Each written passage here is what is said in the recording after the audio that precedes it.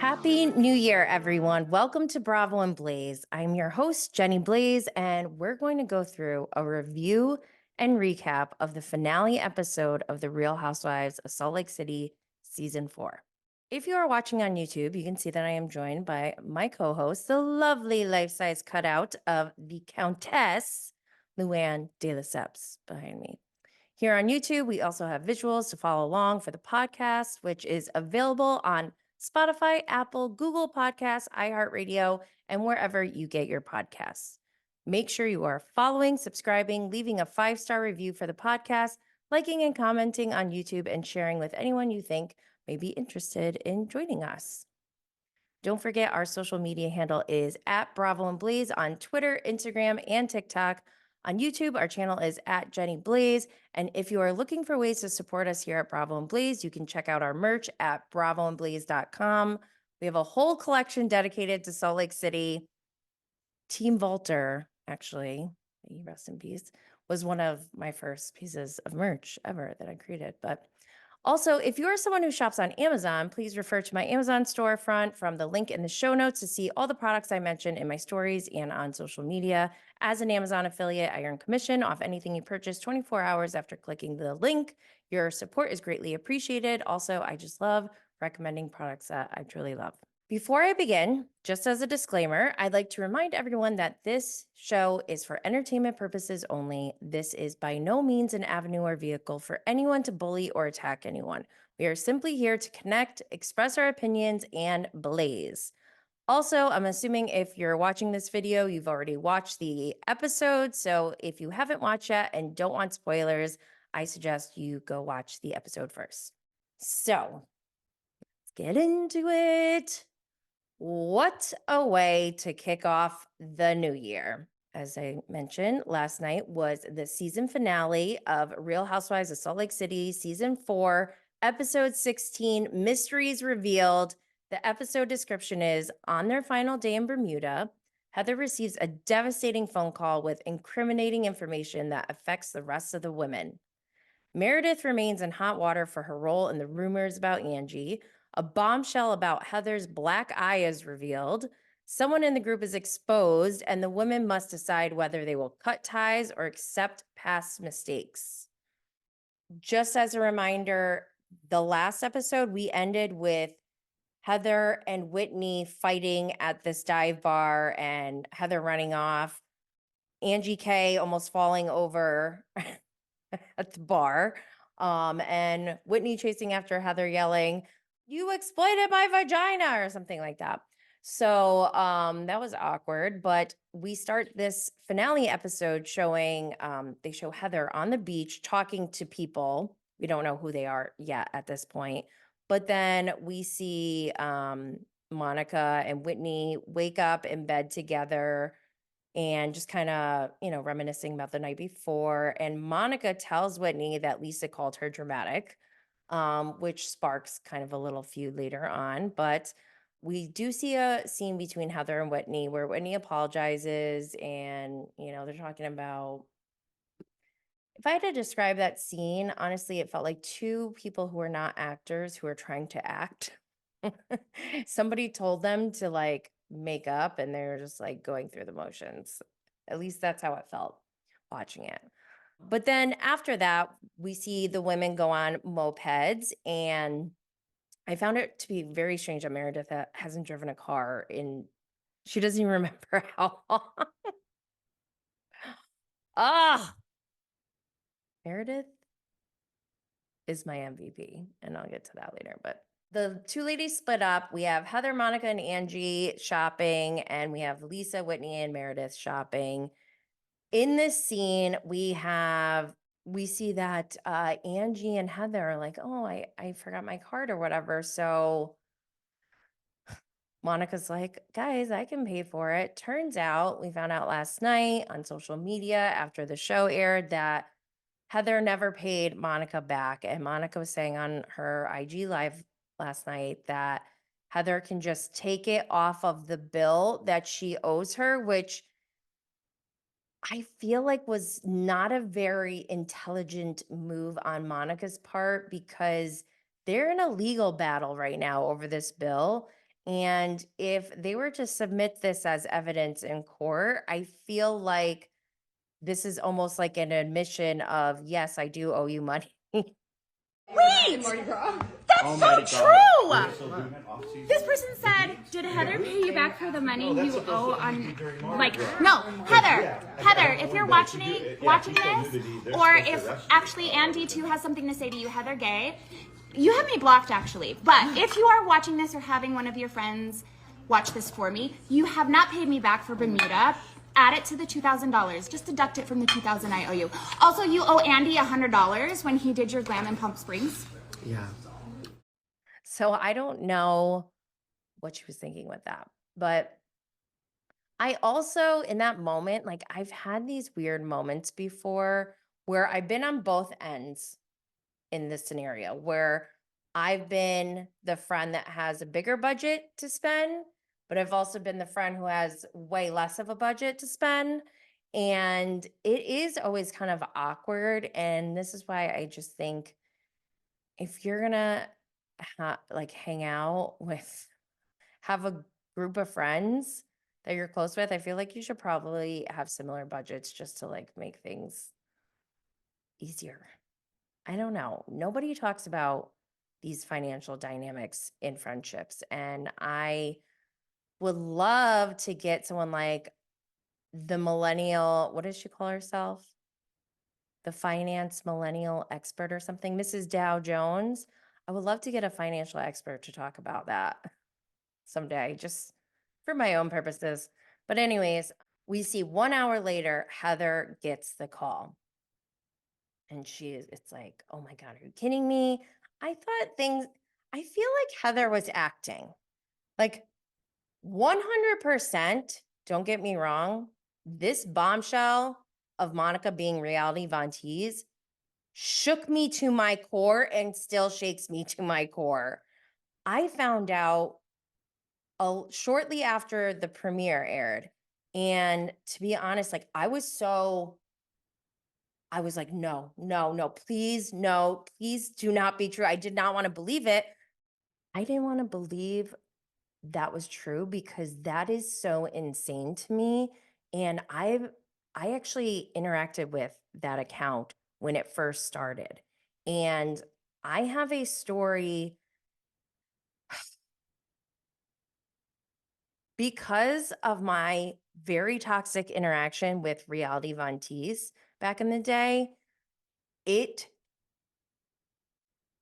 triggered me to post something about cyberbullying, which then initiated interaction between myself and an actual online serial predator in this Bravo creator community. And I will tell that whole story on my Patreon episode. So make sure you go to Patreon. So then they show, okay, we know that there's some big reveal. Heather's flipping out. It felt kind of fake. Like, why did she want the producers not to be in there? These are questions I need answered in the reunion. Like, why wouldn't she have just been like, yes, come in here. Oh my God, you would not believe this. That's what I would have done.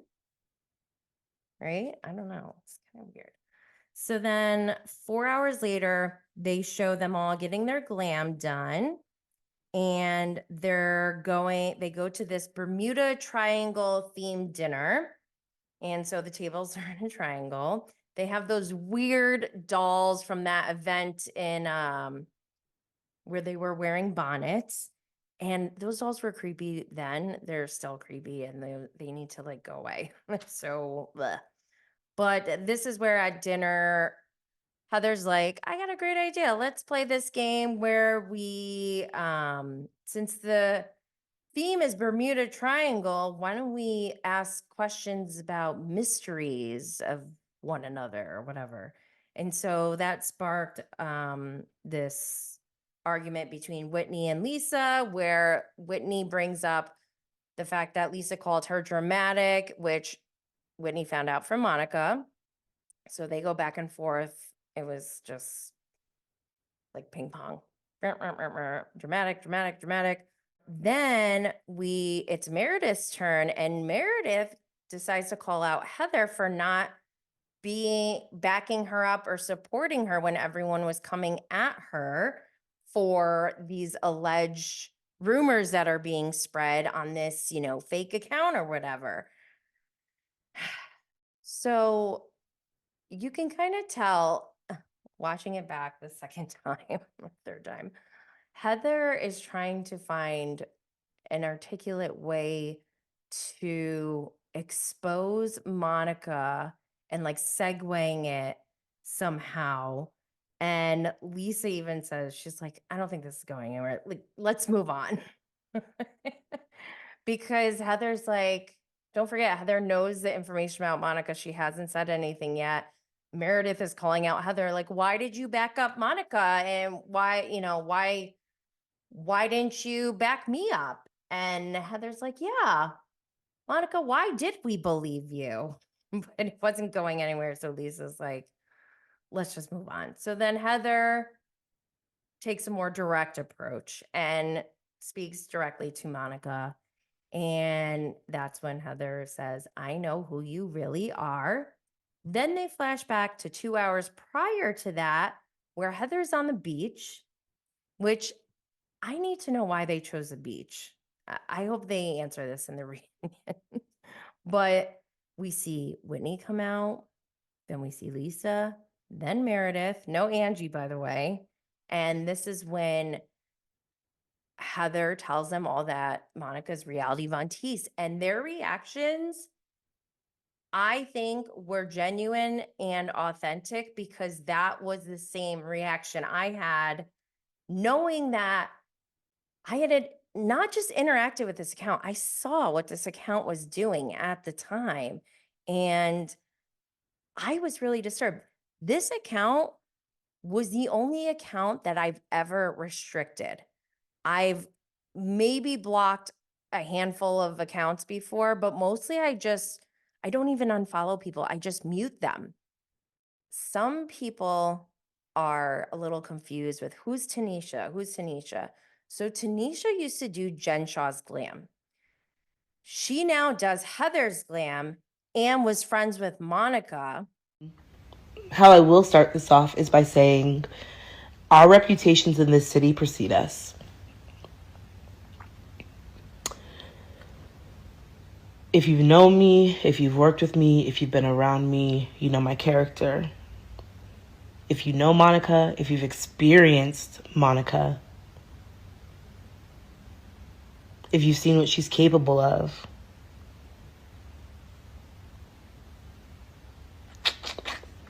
it's wild. I definitely have a lot to say. I definitely have a lot of evidence to show that she is lying, completely lying. I just want to make sure I say it with from a level-headed place. At that time in my life, I just really thought I was supporting my friends and doing the right thing by supporting them because they had gone through traumatic experiences with someone else. And so this is what they wanted to do. And I was like, I don't have no beef with this girl, but hey, I mean, if this is how you guys feel like I can best support you and your trauma, then me being who I was and loyal to a fault, obviously, supported them and thought that this was how I could support them.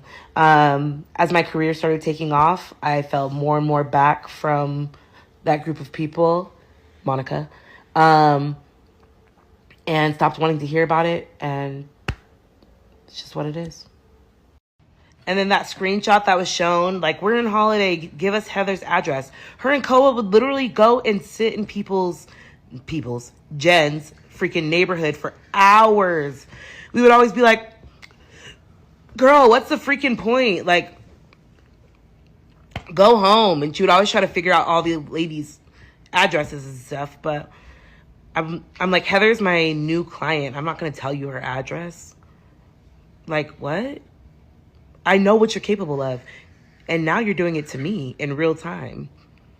Like, literally got a boyfriend in my neighborhood, 17 seconds from my house. I timed it.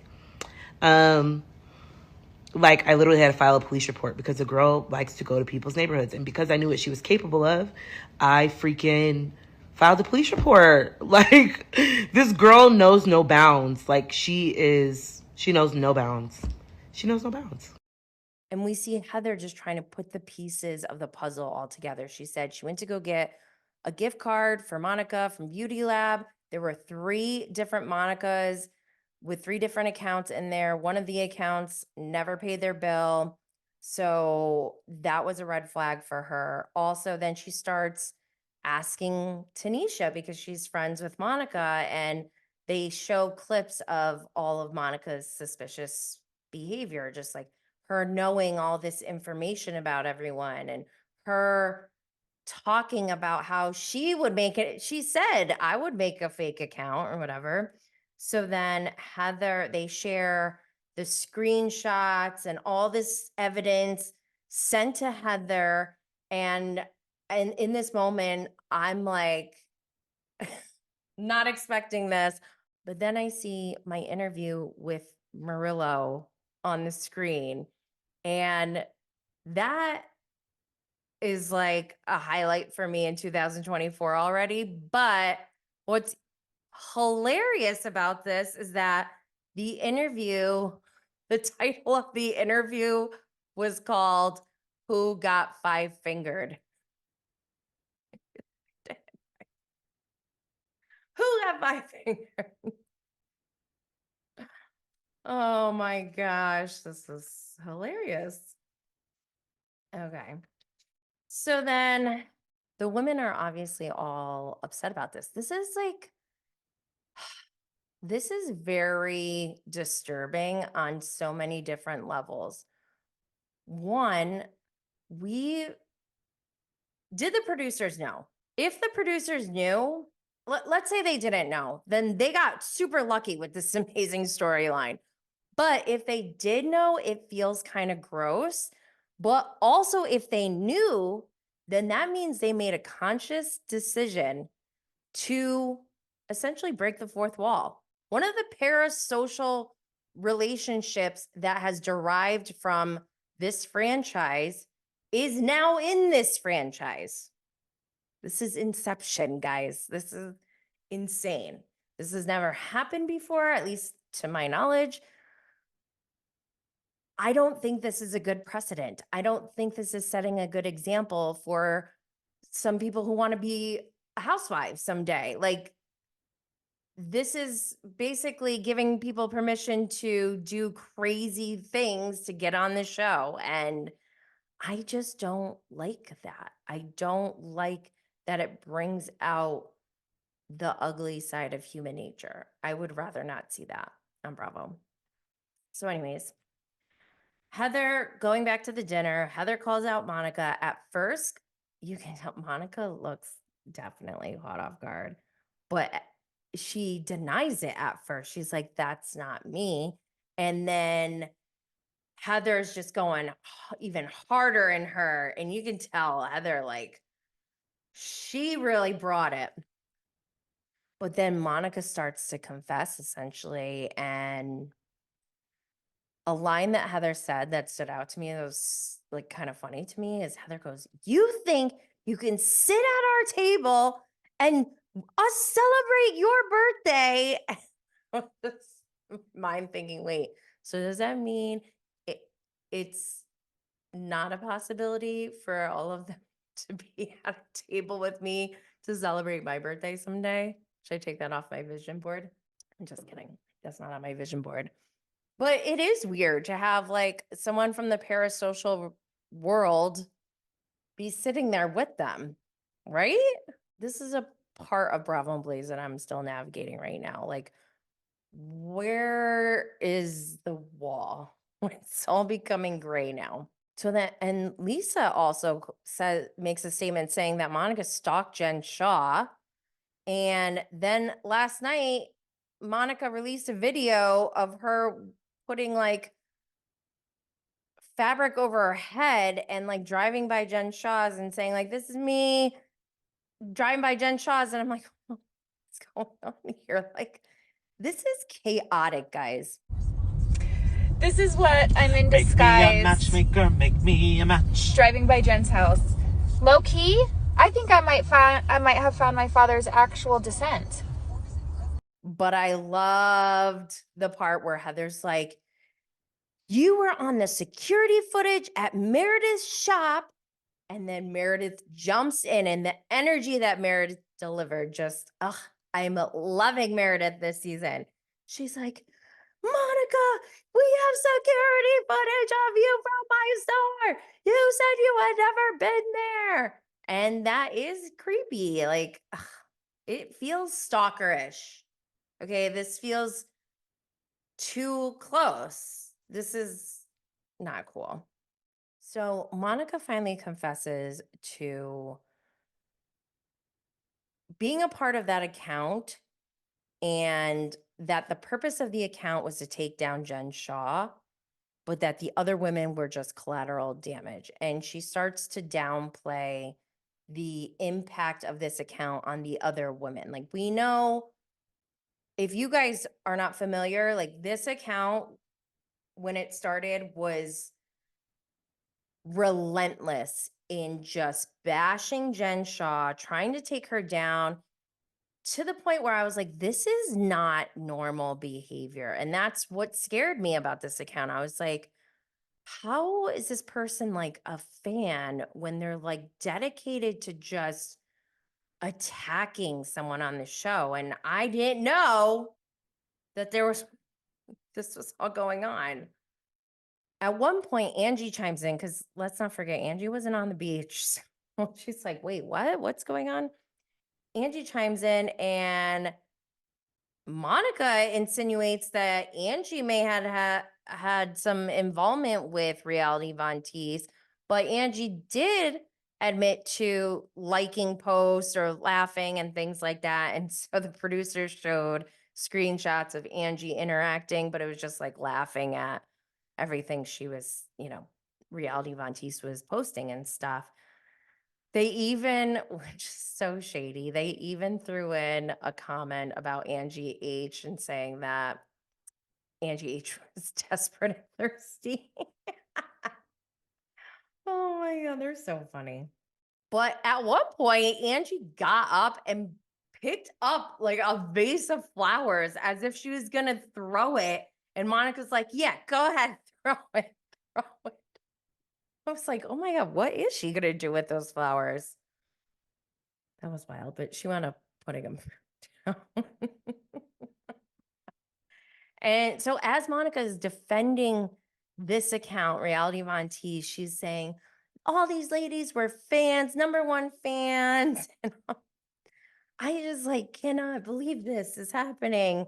So then the last scene of the show, or last part of the show, you got all these women yelling, Monica, what did you do? Monica, what did you do? What did you do with this account? And so finally, Monica confesses to posting the security footage from Jen Shaw's house when she's screaming and yelling at Koa, her dress designer, before the reunion. And you can stop fucking smiling, bitch, and being a fucking bitch. And I'm not mad at people who are Monica fans, even knowing what she has done.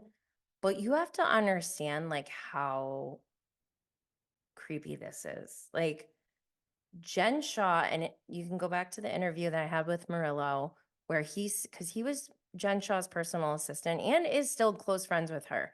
And Monica was brought on to pay off a debt because Jen helped her pay her car bill or something.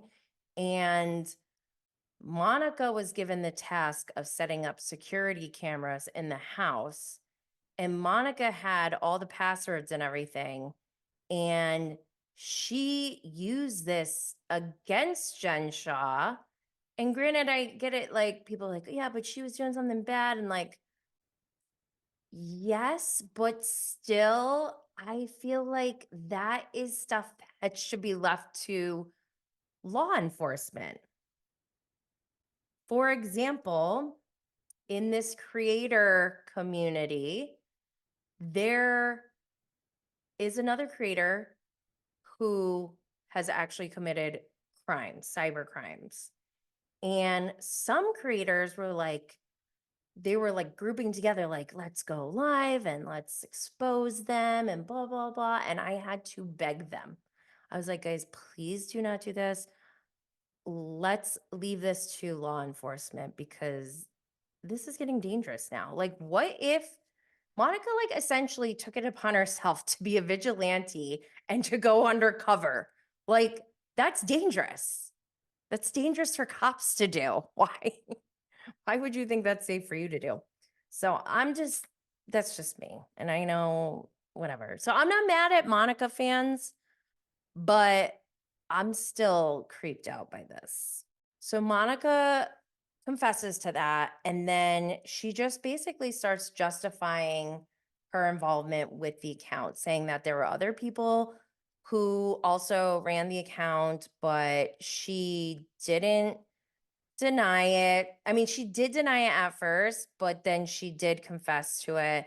And now she's like kind of leaning in, and it's almost like she's leaning in too hard because she's now posting like a whole photo shoot of her with like the Reality Von Tease account pictures. And also, by the way, Dita Von Teese, the person, like the actual celebrity, already posted to report that account, Reality Von Teese, because her picture is used as a profile. I cannot. Is this real life? Like, I just can't. It's wild, wild, wild, wild. So Monica's just like, whatever, like, she wasn't gonna get up and leave until Heather literally stands up and does not back down, confesses to Jen Shaw giving her the black eye, which I'm not sure why she decided in this moment to do that. I'm a little suspicious about that, but essentially tells Monica to pack your bags and go. And so Monica does. They give all the updates or whatever, and then they have, Monica in a confessional saying she knew it would come out, and then compared herself to Gossip Girl, which I think is so funny. And I still don't understand what her game plan was. If she's saying she knew it was going to come out, why wasn't she more prepared? Like, did she have a plan to bring that out at some point? Because she seems very in control of like all of the mastery in the puppetry of what's going on. So this is like one hole in her game, I guess. And it's a big one. But Monica said there's so much more to the story. We got the trailer for a 3-part reunion. Monica brings a burn book. They talk more about the black eye.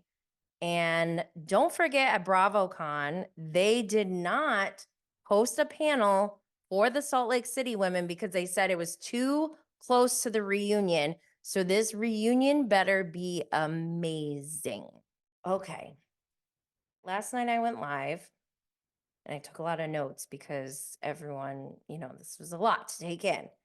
And one, I want to know, is this more deceptive than Scandival? And I kind of answered it on my live last night. Like, I kind of feel like it is not as deceptive. That's what I said last night. But I'm starting to think maybe it is just as deceptive, if not more, because it's more intricate. There's more depth to it than just the surface level. Like, what I think Raquel did was watch Vanderpump Rules from her dorm room and was like, I want to be on this show, and literally just put an action plan in place to get on the show and did it. And it would be one thing if someone were to come on to a show and be like, be there for good intentions, but Raquel obviously broke up all these relationships and the whole world was upset. So I guess I don't know which one is more deceptive. They're deceptive in different ways. And either way, I think the intentions are not good on both ends. I still want to know where Lisa Barlow's ring is. Some people are speculating even more that Monica may have taken it, like found it and then took it, because it was discovered that that Monica was in Meredith's store when Murillo was accused of stealing. I think the first time we hung out was the day that we went into Meredith's store and she said I stole the purse. So she was in there with us. So there's a lot of stealing, like missing things, that like potential theft going on around Monica. I want to talk about Meredith Marks for a minute. I did not like Meredith for 3 full seasons. Never liked her, thought she was the worst. But this season, I have done a complete 180. I love Meredith Marks. I think she is MVP. Her role and character in this season was necessary. It almost feels like, the whole Mary Cosby thing was weird because she like left, came back. She was in like the beginning of the season, but not so much towards the end. I feel like Meredith kind of took over that quirky role that Mary used to play. And maybe Meredith should have that place in the group because she's hilarious. And I just love the energy she brings. She's my MVP. Question: did Monica want to be caught? Was she going to try to get away with this? I really need to know. Also, why wasn't there a Watch What Happens Live last night?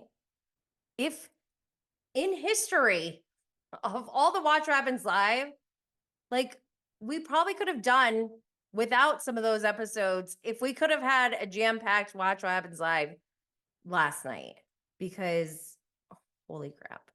I want to make sure that I remind you all to check out the prior interviews that I have with Murillo. They bleeped out his name, blurred out his face on the episode last night.